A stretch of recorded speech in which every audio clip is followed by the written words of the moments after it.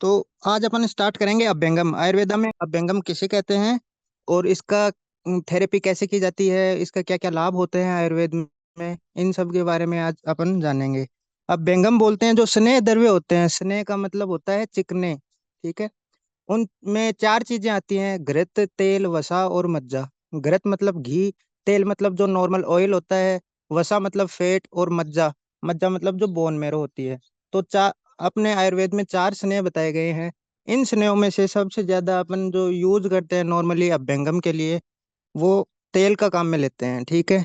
तेल कैसे बनाते हैं? बनाते हैं जो भी मेडिसिन जो भी होती हैं, मेडिसिन ड्रग्स होती होती हैं हैं। आयुर्वेदिक, जो भी आयुर्वेदिक ड्रग्स होती हैं उनको तेल में पकाया जाता है, उनका एक्सट्रैक्ट लिया जाता है, या फिर जो पहले से बने हुए तेल आते हैं जैसे दानवंतर तेल है, महानारायण तेल है, अकॉर्डिंग टू डिजीज अपन पेशेंट के लिए वो चूज करते हैं और उससे अभ्यंगम करते हैं। ठीक है। तो अभ्यंगम का जनरल मीनिंग यही है कि पूरे शरीर पे जो मेडिकेटेड ऑयल है उसकी मसाज करना। ये लगभग 40 to 45 मिनट्स की जाती है, जिसमें 7 पोजीशंस में अपन पेशेंट को करवाते हैं। ठीक है। क्लियर है सबको? अब वो यस सात सर। पोजीशन कौन कौन सी हैं वो मैं बताता हूँ। सबसे पहले पेशेंट को क्या करते हैं, अपन थेरेपी रूम में लेके आते हैं। उसके जो डिस्पोजेबल कपड़े होते हैं वो पहनाते हैं, और उससे उसके साथ अपन एक ट्रे प्रिपेयर करते हैं। ट्रे में क्या रखेंगे? अपन चंदन का टीका रखेंगे, कॉटन गोज रखेंगे, और जो डिस्पोजेबल क्लोथ्स हैं वो पेशेंट को पहनाएंगे। उसके माथे पे चंदन का टीका लगाएंगे, उसकी बीपी वाइटल्स चेक करेंगे सारे सबसे पहले। फिर जब वो रिलैक्स होगा तब उसको जो थेरेपी टेबल है अपनी उस पर सबसे पहले लिटाएंगे। ठीक है। अब 7 पोजीशंस में अपन अभ्यंगम करवाते हैं। तो ये पोजीशन कौन कौन सी होती हैं? सबसे पहले उसको टेबल पे सब बिठाया जाता है। उसके पैर सीधे रहेंगे, उसके हाथ उसके घुटनों पर रहेंगे, और उसको सबसे पहले उसके सर पे तेल डालते हैं। ठीक है। लगभग 3 से 4 मिनट तक उसके सिर पे मालिश करते हैं, उसके फेस पे और उसके फोरहेड पे, उसके माथे पे मालिश की जाती है। उसके बाद में उसको लेटाकर बाएं पैर से स्टार्ट करते हैं। रोम जैसे अपने बाल होते हैं उसकी दिशा में मालिश की जाती है, उसकी विपरीत दिशा में मालिश नहीं की जाती है। उसको लिटाकर उसके नाभि पे तेल डाला जाता है और उसको मालिश की जाती है। एंटी क्लॉक घुमाया जाता है पेट पर। हाथों को घड़ी की विपरीत दिशा में मालिश करते हैं लगभग 3 मिनट तक। बाकी हाथ और पैरों पर मालिश की जाती है लगभग 5-5 मिनट तक, हर एक हाथ और पैर पर। जहां भी अपने जॉइंट्स होते हैं, जैसे घुटने हैं, या फिर जैसे कोहनी है, ऊपर संधि है, उस पर राउंड दिशा में मालिश की जाती है, ऊपर से नीचे नहीं की जाती है। बाकी पूरे शरीर पर जैसे भी अपने बालों की दिशा होती है उसकी अनुलोम दिशा में मालिश की जाती है। ठीक है। जो स्नेह द्रव्य होते हैं अभ्यंगम के लिए, जैसे तेल है, वो जैसे अपना नॉर्मली पेशेंट है, आयुर्वेद में बताया गया है कि अभ्यंगम स्नान से पहले किया जाता है। तो अगर कोई नियमित अपने लाइफ स्टाइल में अभ्यंगम करता है, मालिश करता है तेल की, तो उसका शरीर पहले से ही स्निग्ध रहता है। लेकिन जो पेशेंट्स हैं आजकल लाइफ स्टाइल में, वो डेली अभ्यंगम नहीं कर पाते हैं, तो अपने पास में जो पेशेंट आएंगे वो रुक्ष शरीर वाले होंगे। तो उनको अभ्यंगम के लिए या फिर उनके स्नेह शरीर में जाने के लिए उसको टाइम लगेगा, लगभग 40 से 45 मिनट। हर एक धातु को स्नेहन करने के लिए लगभग 100 से 200 मात्रा, मतलब कि 1.5 से 2 मिनट का टाइम लगता है अगर वो डेली मसाज करता है तो। लेकिन हमारे पास जो पेशेंट आएगा उसका शरीर रुक्ष होगा, पहले से वो अब ऐसी लाइफ स्टाइल नहीं अपना रहा है जिससे उसके शरीर का स्नेह हो। तो वो क्या करता है, उसके लिए ज्यादा टाइम लगता है स्नेह को पूरे शरीर में पहुंचने के लिए, हर एक धातु तक पहुंचने के लिए। ठीक है। तो इसके लिए हम 40 से 45 मिनट तक उसका अभ्यंगम करते हैं। अब पेशेंट को अंदर थेरेपी टेबल पर बैठा के लगभग उसका तेल का टेम्परेचर कितना होना चाहिए? 38 डिग्री। तो पेशेंट को अंदर थेरेपी रूम में लाया जाता है, उसका अभिवादन किया जाता है, और जो अपन ने ट्रे तैयार की है हम उससे में से चंदन का टीका लगाते हैं, उसका वाइटल्स चेक करते हैं। उसके बाद में उसका अभ्यंगम शुरू करते हैं, मसाज शुरू करते हैं। उसके लिए 7 पोजीशन कौन कौन सी हैं वो आप एक बार राइट डाउन कर लो। लिख लो। सबसे पहले उसको बिठाया जाता है टेबल पर, उसके पैर सीधे होंगे, उसके दोनों हाथ उसके घुटनों पर होंगे, और उसके सर पे तेल डाला जाएगा। ठीक है। उसके बाद में दूसरी पोजीशन है, उसको सीधा लिटाया जाएगा पीठ के बल। उससे क्या होगा, उसके पेट पर, उसके हाथ पैरों पर, उसके घुटनों पर, और उसके चेस्ट एरिया में मसाज करेंगे। ठीक है। उसके बाद में उसके बाईं तरफ लिटाया जाएगा वाम पार्श्व में, जिसमें हम लोग बस्ती भी देते हैं। लेफ्ट लेटरल पोजीशन में वाम पार्श्व में बस्ती देते हैं, उस तरफ लिटाया जाएगा। उससे क्या होगा, उसके लॉइन रीजन पे, उसके राइट हैंड पे, उसकी थाइज पे, और उसके एंकल्स पे मसाज की जाएगी। जैसे कि मैंने बताया कि जॉइंट्स पे राउंड मसाज होगी, और बाकी जो एरिया है उस पे सीधी मसाज होगी। वो जैसे अपने बाल आ रहे हैं ऊपर से नीचे की तरफ, उसी दिशा में मसाज करनी है, उल्टी दिशा में मसाज नहीं करनी है। फोर्थ पोजीशन होगी उसका राइट लेटरल पोजीशन। उसको दक्षिण पार्श्व में लेटाया जाएगा, करवट लेटा के।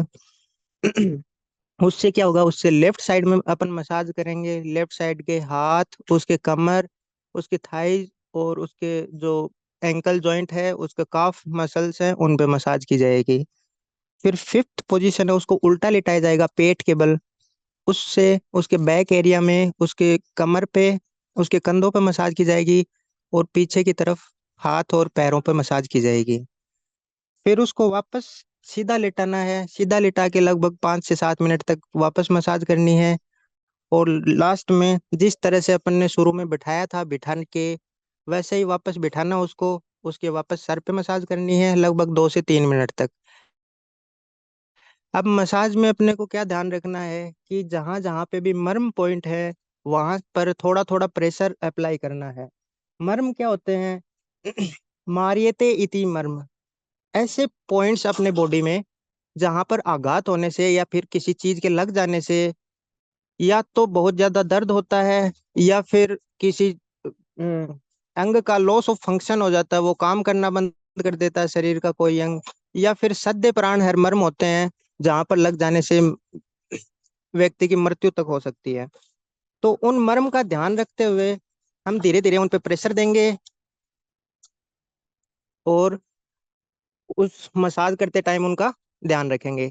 ये मर्म वाला अपन नेक्स्ट क्लास में पढ़ेंगे कि कौन कौन से मर्म होते हैं, और उन पे कितना प्रेशर अप्लाई करना चाहिए, कितनी देर तक करना चाहिए। जैसे सिर पे मसाज करते हैं तो सबसे पहले जो अपना स्थपनी मर्म होता है माथे पे, जो दोनों भौहों के बीच में होता है, फिर उससे 2 अंगुल ऊपर, फिर उससे 2 अंगुल ऊपर, और लास्ट में जहाँ पे अपना टॉप ऑफ हेड होता है, अधिपति मर्म बोलते हैं जिसको, वहां पे प्रेशर अप्लाई किया जाता है।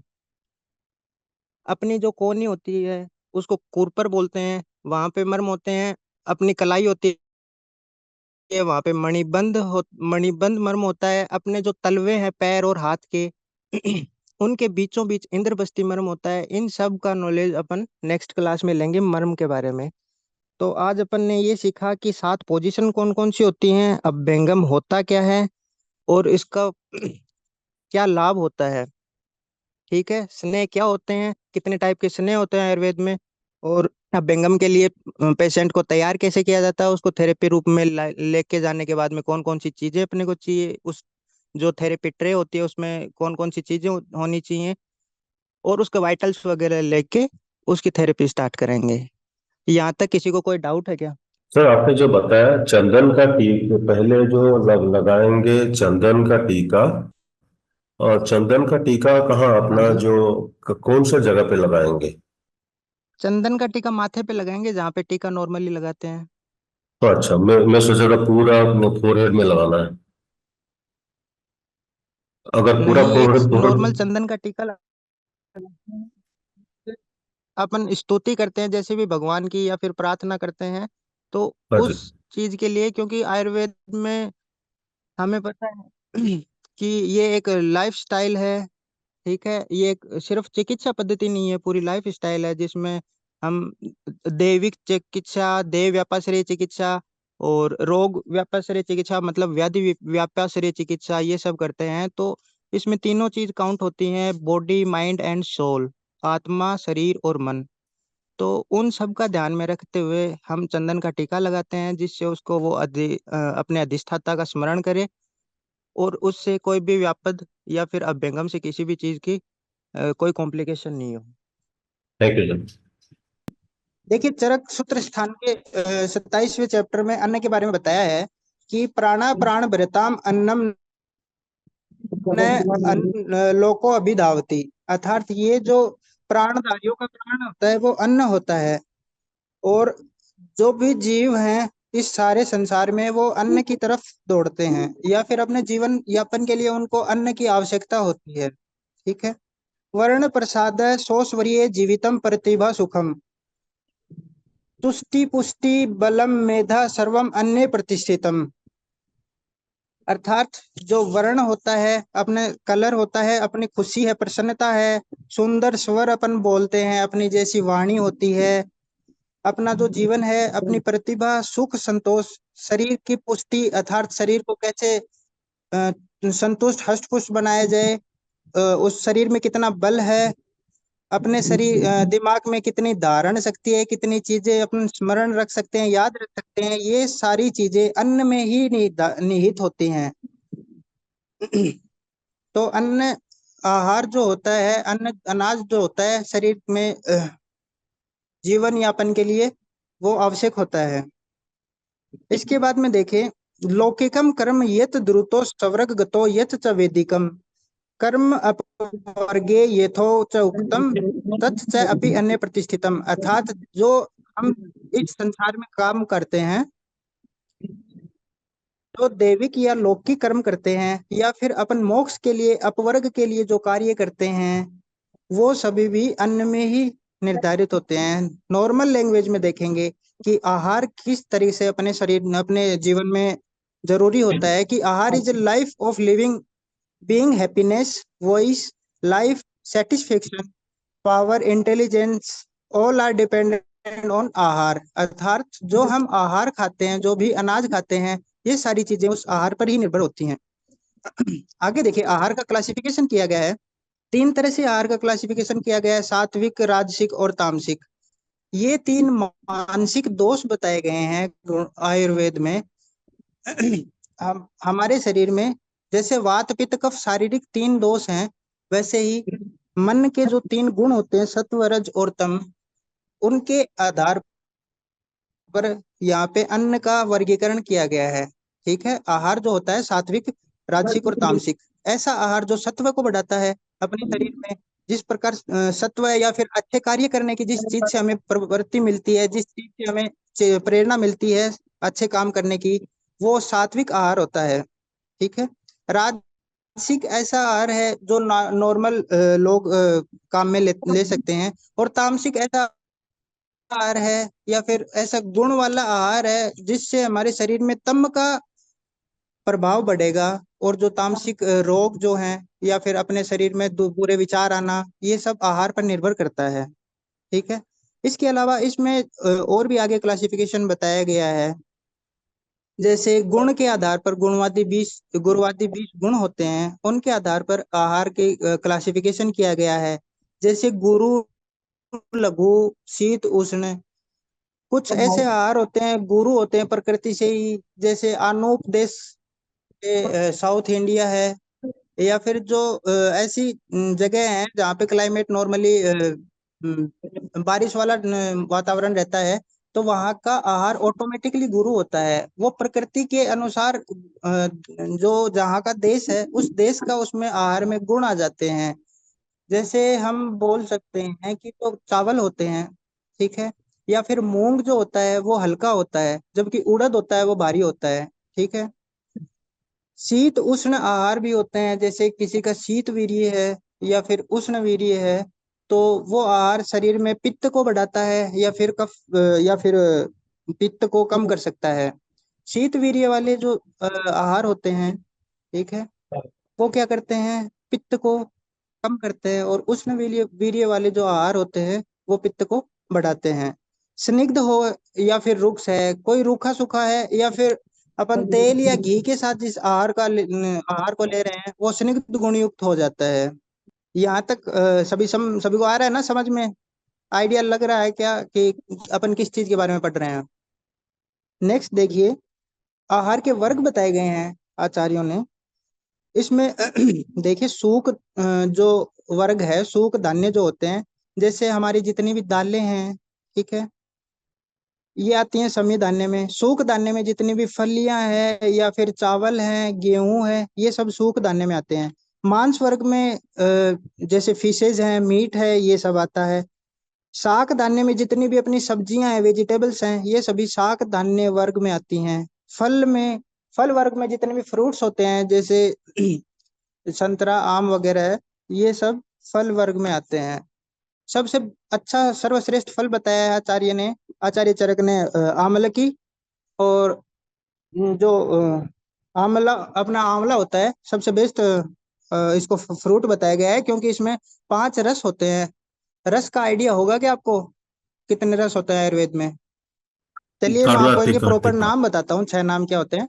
मधुर, अम्ल, लवण, मधुर, अम्ल, लवण, कटु, कषाय। तिक्त और कसाय, ये 6 रस होते हैं।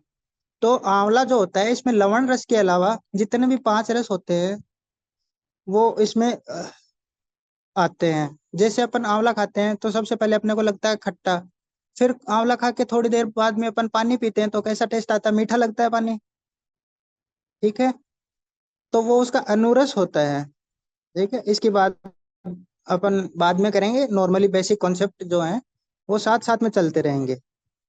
फिर आता है हरित वर्ग। हरित वर्ग में जैसे हरी चीजें आती हैं, इनमें जैसे ककड़ी है, खीरा है, ये सब हरित वर्ग में आते हैं। मध्य वर्ग में जितने भी आसव हैं, अरिष्ट हैं, या फिर एल्कोहलिक जो भी प्रोडक्ट्स हैं, वो मध्य वर्ग में आते हैं। जल वर्ग में पानी आते हैं। पानी जैसे समुद्र का पानी है, नदी का पानी है, बारिश का पानी है, कुएं है, झरने हैं, ये सब जल वर्ग में आते हैं। इनके अलग अलग गुण बताए गए हैं, वो अपन डिटेल में स्टडी करेंगे, ठीक है। गोरस वर्ग में क्या आते हैं, जैसे गाय या फिर भैंस, जो भी डेयरी वाले प्रोडक्ट्स होते हैं, वो गोरस में आते हैं, जैसे मिल्क है और मिल्क के प्रोडक्ट्स जितने भी हैं। इक्सु वर्ग में क्या आते हैं, जो शुगर कैन है और इसके प्रोडक्ट्स हैं। शुगर कैन मतलब गन्ना हो गया, गन्ने से जो भी चीजें मिलती हैं, जैसे चीनी है, गुड़ है, फाणित, राब आदि, इनकी कल्पनाएं होती हैं, ये सब इक्सु वर्ग में आती हैं। फिर आता है कृतान वर्ग। कृतान वर्ग में आता है जैसे जो भी अपन कुक्ड फूड होते हैं, जैसे पेया है, विलेपी है, मंड है, अकृत और कृत यूस है, और मांसरस है, ठीक है। तो कृतान वर्ग में ये चीजें आती है, मंड, पेया और विलेपी, 3 चीजें आती हैं मेनली, जो अपन शरीर थेरेपीज के बाद में पेशेंट को अग्निदीपन और संसर्जन कर्म के लिए जो काम में लेते हैं। संसर्जन कर्म क्या होता है, देखिए मैं बताता हूँ आपको, कि अपन ने कोई भी पंचकर्म करवाया लोगों का, ठीक है, जो भी पेशेंट्स हैं या फिर जो भी स्वस्थ व्यक्ति है, वो भी पंचकर्म करवा सकता है। तो पंचकर्म के बाद में क्या होता है, जैसे वमन, विरेचन, बस्ती, नस्य, रक्त मोक्षण, ये जो पंचकर्म है, इनके बाद में शरीर की अग्नि मंद हो जाती है। अब अग्नि से क्या तात्पर्य है, कि शरीर में जो डाइजेस्टिव एंजाइम है, उनको अग्नि का नाम दिया गया है आयुर्वेद में। अग्नि 3 तरह की होती है, जैसे पाचकाग्नि है, जठराग्नि है, या फिर जो शरीर में के अलावा जो अग्नि है, जैसे अग्नि महाभूत है, उसके अनुसार टोटल 13 अग्नि बताई गई हैं। लेकिन मेनली अपनी जो शरीर की अग्नि की बात करते हैं, तो जो जो डाइजेस्टिव एंजाइम्स हैं, उनको अग्नि के रूप में अपन डिस्क्राइब करते हैं। तो जो अगर पंचकर्म हम करवाते हैं किसी पेशेंट का, तो उसके बाद में अग्नि मंद हो जाती है हर पंचकर्म के बाद में। तो उस अग्नि को वापस से दीप्त करने के लिए जो अग्नि जरूरी है, उसको वापस दीप्त करने के लिए, और वो अपना और पचना दोनों काम सही तरीके से होने लग जाएं, उसके लिए एक संसर्जन कर्म किया जाता है। उस संसर्जन कर्म से क्या होता है, अग्नि दीप्त होती है, भूख लगती है पेशेंट को, और वो खाना खाने के बाद में पचना शुरू हो जाता है उसका, और धीरे धीरे फिर उसमें बल बढ़ना शुरू हो जाता है, क्योंकि पंचकर्म के बाद में एकदम से कमजोरी आ जाती है शरीर में, ठीक है। तो जो मंड है, यूस है, विलेपी है, मंड में क्या होगा, जब वो ना जल डालेंगे, ठीक है। बहुत डाइल्यूट करके कोई उसको खाना दे रहे हैं तो वो मंड हो जाएगा, एक तरह से लिक्विड है वो। उसके बाद में यूज है, विलेपी है, जैसे खिचड़ी वगैरह है, ये सब विलेपी में आती है।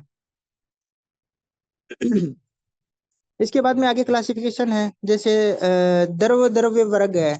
जो लिक्विड्स हैं वो, उनको में कितने वर्गों में क्लासिफाई किया गया है वो पढ़ते हैं। जैसे जल वर्ग है, क्षीर वर्ग है। जल वर्ग में जितने भी टाइप के जल अभी मैंने बताए, जैसे बारिश का जल है, कुएं का है, नदी का है, झरने का है, इनके अलग अलग गुण होते हैं और इनका एक अलग से वर्ग बनाया गया है। तो जल वर्ग में ये सब जल आते हैं, इनके टाइप्स आते हैं। क्षीर वर्ग में क्या आते हैं, जितने भी प्रकार के दूध हम जिन जिन जानवरों से या फिर जिन जिन चीजों से अपने को दूध मिलता है। पेड़ पौधों की बात नहीं है, जैसे मनुष्य का दूध, स्त्री का दूध है, मनुष्य में स्त्री दुग्ध है। ऊंट या फिर जितने भी जानवर हैं उनमें ऊंटनी है, हथिनी है, बकरी है, भेड़ है, उनके जितने भी जितने भी प्रकार के दूध हैं उनको क्षीर वर्ग में रखा गया है। दधि वर्ग है, तक्र वर्ग है, घृत वर्ग है। जितने भी प्रकार के दही हैं, जिन दूध से दही बनता है उतने ही उसके दधि वाले ग्रुप हो जाएंगे। ठीक है।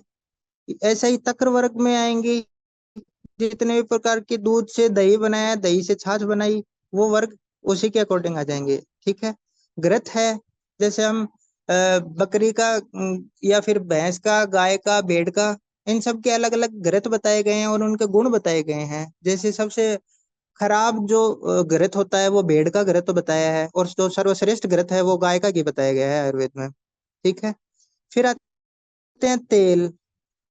तेल वर्ग में क्या है, जिन जिन चीजों से तेल निकलता है, जैसे तिल है, सरसों है, या फिर एरंड है, ये सारे तेल वर्ग में आते हैं। जो लिक्विड चीजें हैं उनके ग्रुप्स की अपन बात कर रहे हैं अभी। मधु वर्ग है, मधु के 4 टाइप्स बताए गए हैं आचार्य चरक ने। ठीक है। एक होता है ब्राह्मण, एक होता है पौत्तिक, एक होता है क्षोद्र। ठीक। एक होता है आर्घ्य। तो इस प्रकार मधु के टाइप्स बताए गए हैं। तो जो ये सब मधु वर्ग में आते हैं। जैसे हम इक्सु रस को भी इसमें ऐड कर सकते हैं। फिर नेक्स्ट आता है इक्सु का अलग जो एक्स्ट्रा चीजें बची हैं, जैसे कि फाणित होता है, राब होता है। जो गुड़ होता है अपना, उसको थोड़ा लिक्विड टाइप में लिया जाए तो उसको राब बोलते हैं। उसके अलावा उसका जो सबसे खराब कल्पना होती है वो फाणित होती है। तो ये द्रव वर्ग हुआ अपना। इसके बाद में मध्य वर्ग है और मूत्र वर्ग है। जिस प्रकार 8 प्रकार के मूत्र बताए हैं, उसी प्रकार जिस प्रकार 8 प्रकार के क्षीर भी बताए हैं, उन्हीं उन्हीं जंतुओं के 8 प्रकार के मूत्र भी बताए गए हैं। उनका अलग अलग बीमारी के अनुसार अलग अलग मूत्र काम में लेते हैं। जैसे गोमूत्र अपन काम में लेते हैं। ठीक है। अगर किसी उन्माद का पेशेंट है, उन्माद का मतलब है जैसे कि पागलपन, एक तरह से अपन बोल सकते हैं, जैसे रफ आइडिया। या फिर अपस्मार है, अगर उसके अटैक्स आते हैं तो उनमें जो गधा होता है उसके मूत्र का वर्णन बताया गया आचार्य चरक ने। तो इस प्रकार द्रव द्रव्यों का वर्गीकरण किया गया है। ये आहार वर्ग के बारे में हम पढ़ रहे हैं। इसके बाद में आता है अन्नपान वर्ग। वही सेम अभी अपन ने जो क्लासिफिकेशन देखा, देखो, जो सूख दाने, समी दाने, मांस दाने, ये सब उसी के दूसरे आचार्य ने ये 13 वर्ग बताए गए हैं। मेनली जो मैंने आपको बताया है वही सेम आते हैं। फिर देखते हैं आहार विधि क्या है। आहार विधि, आहार प्लस विधि है वो आहार विधि। बोला गया है कि आहार अपनों को किस तरीके से करना चाहिए, किन किन चीजों का ध्यान रखना चाहिए आहार करते समय, और उनकी किस प्रकार से खाना बनाना चाहिए, किस प्रकार से खाना चाहिए। जो 8 कारक हैं, 8 फैक्टर्स हैं खाना खाने के लिए, या फिर आहार से रिलेटेड 8 फैक्टर्स बताए हैं, उनका ध्यान अपने को किस प्रकार रखना है। ठीक है। जैसे प्रकृति है, 8 चीजें हैं: प्रकृति, करण, संयोग, राशि, देश, काल, उपयोग, संस्था और उपयोगिता। ये 8 कारक बताए गए हैं आहार विधि विशेषायतन, जिनको अपन बोलते हैं। इसमें क्या होता है, सबसे पहले आता है प्रकृति। प्रकृति का मतलब होता है उस चीज का नेचर कैसा है, उस आहार का अपने शरीर में जब हम उसको खाएंगे तो वो कैसा इफेक्ट करेगा, वो उसकी प्रकृति है। ठीक है। जैसे विमान स्थान में बताया गया है चरक में, तत्र प्रकृति उच्यते स्वभावो ये स पुण्य आहार औसत द्रव्याणाम स्वभाव गुरु आदि गुण योग तद्यथा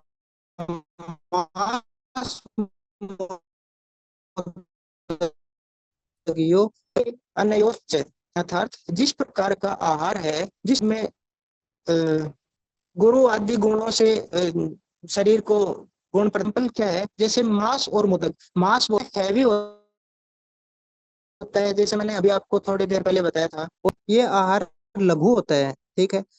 तो जो पेशेंट्स है उनकी प्रकृति के अनुसार डिसाइड किया जाता है, उनकी डिजीज के अनुसार डिसाइड किया जाता है कि इसे किस प्रकार का आहार दिया जाएगा। ठीक है। अगर वात वाला है तो उसको लघु आहार नहीं दिया जाएगा। तो हमें इस प्रकार आहार के जो गुण हैं, 8 कारक हैं आहार विधि विशेषायतन, इनमें एक एक चीजों पर ध्यान करके इसके बारे में जानना है। दूसरा है कारण करण। करण क्या होता है, अपन उस चीज को कैसे बना रहे हैं, आहार को खाना के उसका कैसी प्रिपरेशन बना रहे हैं अपन, उसको करण बोलते हैं। करण पुण्य है स्वाभाविका नाम द्रव्याणाम अभिसंस्कार है, अर्थात उसमें किस प्रकार का संस्कार ऐड कर रहे हैं अपन, उस जो आहार है अपना, उसमें किस तरह से उसको काम में ले रहे हैं, जैसे लिक्विड में ले रहे हैं, सॉलिड में ले रहे हैं, या फिर जैसे कर्ड है अपने पास में, दही है, उसकी छाछ बना के पी रहे हैं, या फिर सीधा दही खा रहे हैं। तो उसका भी अलग अलग तरीके से इफेक्ट होता है बॉडी पे। अब देखो एक वर्ड आया है संस्कार। संस्कार किसको बोलते हैं, किसी भी चीज में और एक्स्ट्रा जो गुण है वो ऐड करना संस्कार कहलाता है। ठीक है। जैसे आप थेरेपी के लिए अभ्यंगम करते हैं। ठीक है।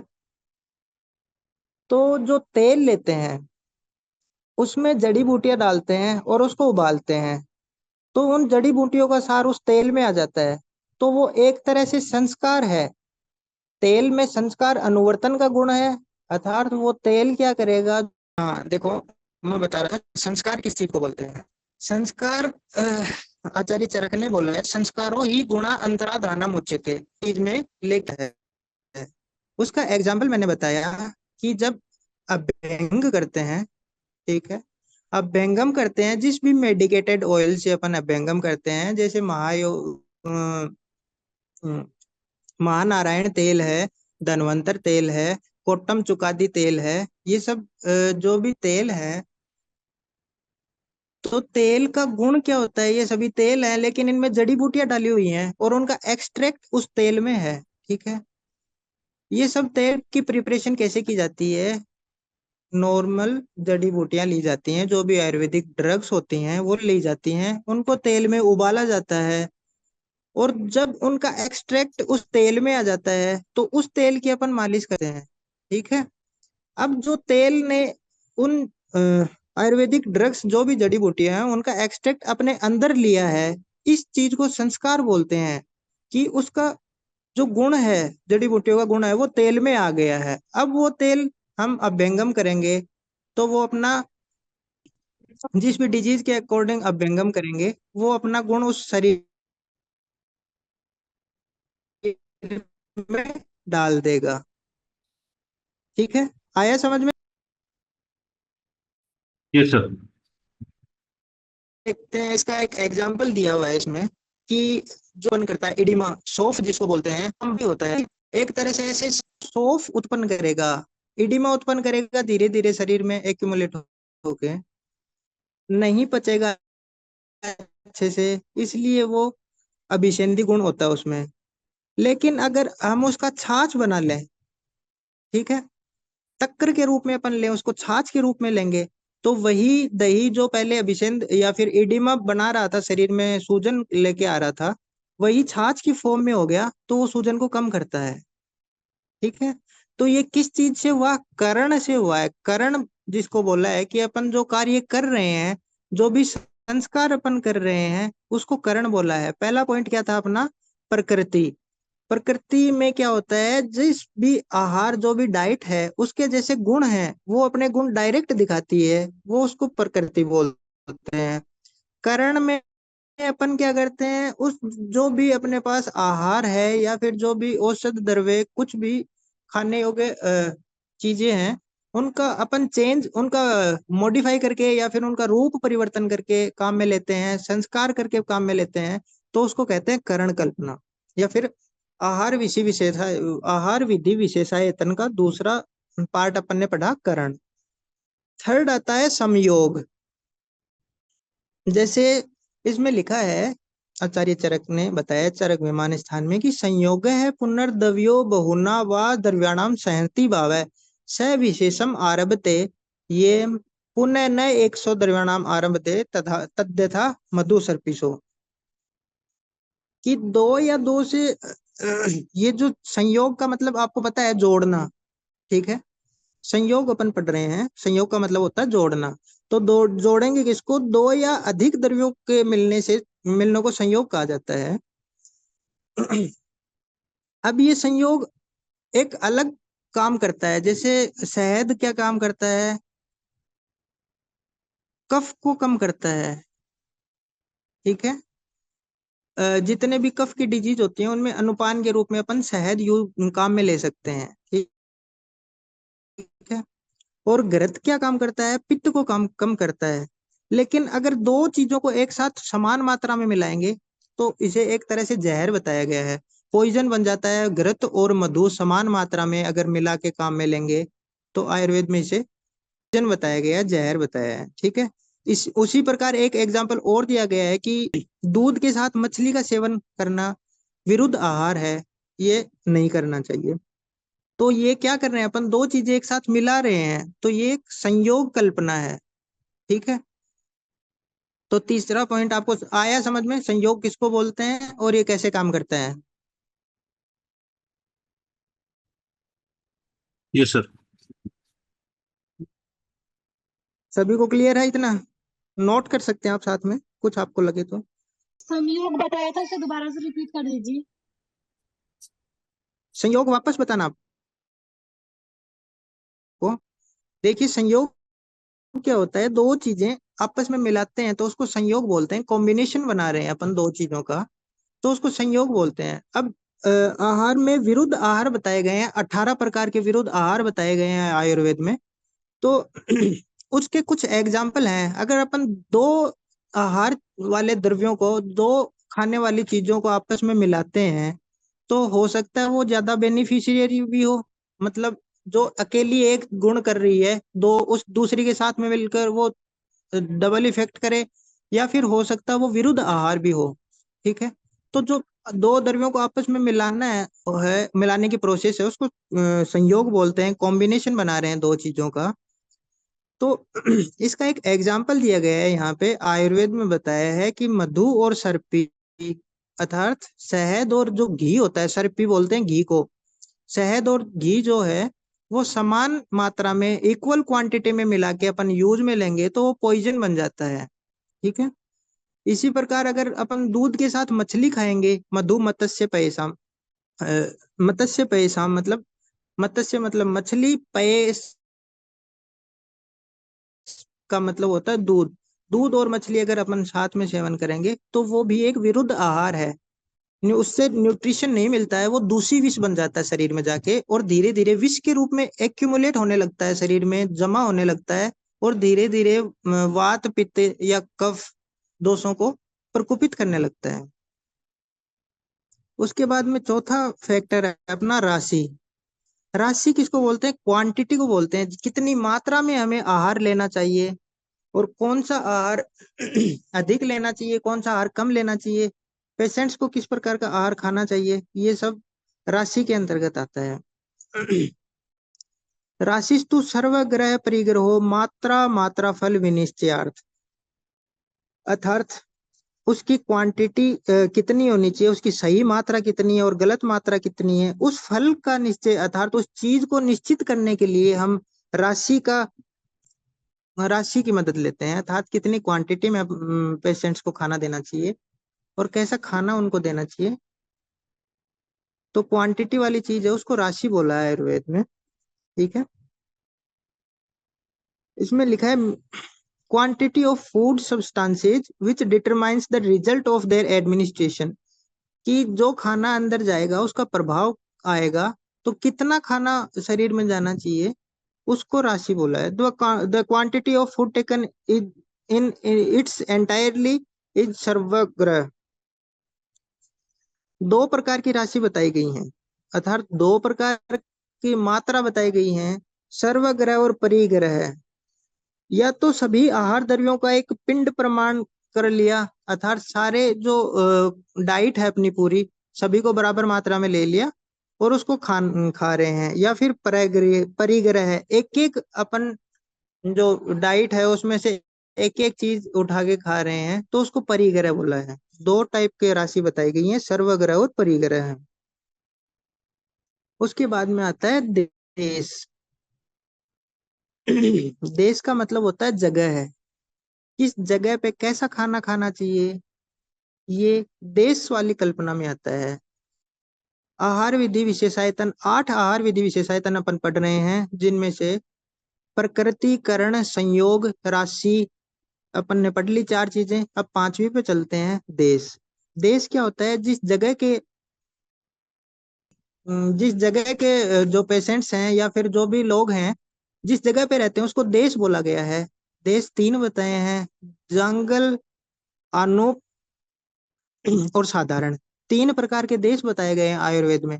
जंगल देश में क्या बताया है, वात भूयिष्ठ होता है, अर्थात जो भी जंगल देश है, जैसे कि वेस्ट इंडिया है, राजस्थान है, ठीक है, अ, अ, या फिर उसके साइड में जैसे गुजरात है, या फिर कुछ पार्ट एमपी का, ये जंगल देश में आते हैं। ठीक है, यहाँ के जो लोग होते हैं उनमें वात प्रकृति होती है, वात का अधिक मात्रा में वात दोष होता है। या फिर साउथ इंडिया जो है वो आनूप देश बताया गया है, वहाँ के लोगों की कफ प्रकृति होती है, ये देश के अनुसार डिसाइड होता है। और साधारण जो देश है जैसे कि एमपी है, पंजाब है, ये सब जो एरिया है इंडिया के, यहाँ पे तीनों दोष समान मात्रा में होते हैं। ठीक है, तो जैसे मैंने बताया कि देश रिलेट्स टू द हैबिटेट, अर्थात जहाँ पे लोग रह रहे हैं उस जगह को देश के रूप में कंसिडर्ड किया जाता है। It determines attribution due to growth of particular type of food in particular locality और रीजन, कि जिस जगह का जैसा आहार होगा उसमें उसी प्रकार के गुण आएंगे। जैसे आनो देश का जो आहार है उसमें कफ वाले गुण आएंगे, वो हैवी होगा खाने में, इजी टू डाइजेस्ट नहीं होगा। ठीक है, मधुर भी होगा। जिस प्रकार के कफ के गुण होते हैं वैसे गुण उस आहार में ज्यादा मात्रा में दिखेंगे। जबकि जो जंगल देश है वहाँ का जो डाइट है, वहाँ का आहार है, उस वहाँ के जो द्रव्य के वर्ग हैं, जैसे शाक, समी, दान्य हमने पढ़े, शाक वर्ग पढ़ा, फल वर्ग पढ़ा, तो उनमें वात दोष या फिर वात गुण वाले प्रॉपर्टीज ज्यादा होंगी। ठीक है, तो उनके अनुसार कैसा उन्हें आहार देना चाहिए पेशेंट्स को, या फिर लोगों को कैसा आहार खाना चाहिए, वो देश पर निर्भर करता है। जैसे आनुप देश में कफ दोष अधिक है तो उसमें उसके विपरीत आहार लेना चाहिए। जैसे उष्ण है, रुक्ष है, उष्ण और रुक्ष वात दोष के गुण होते हैं जो कफ के विपरीत होते हैं बिल्कुल। तो अगर पहले से ही वहां पे कफ की प्रकृति है आनुप देश में, और वहां पे हम वैसे ही आहार ले रहे हैं, तो वो उस दोष को बढ़ा देगा ना, कफ को बढ़ा देगा। जैसे हम अनुपदेश में कफ ऑलरेडी लोगों में कफ की प्रकृति है, फिर उन्हें कफ वाली चीजें दे रहे हैं, जैसे मछली का मांस दे रहे हैं, या फिर जो भी अभिसंधी आहार है जैसे दही है, ये सब काम में ले रहे हैं, तो और ज्यादा कफ बढ़ जाएगा। तो उसको बैलेंस रखने के लिए हमें उसके विपरीत गुण वाला आहार काम में लेना है। ठीक है, इतन आया देश समझ में, देश का कॉन्सेप्ट समझ में आया, कैसा खाना देना चाहिए, क्यों देना चाहिए। आगे देखो काल क्या है। काल का मतलब होता है समय, टाइम। हमें आहार लेना है, उसका टाइम कैसा होना चाहिए, कब खाना चाहिए, कितनी देर में खाना चाहिए, ये सब जो टाइम मैनेजमेंट है, ये काल के अंतर्गत आता है। कालो ही नित्य च अवस्थिक तत्र अवस्थिको विकारम अपेक्षते नित्यक ऋतु सातम्यम अपेक्षते। अर्थात दो तरीके के काल बताए गए हैं, नित्यक और अवस्थिक। जैसे नवजवर है, अभी बुखार हुआ है किसी को,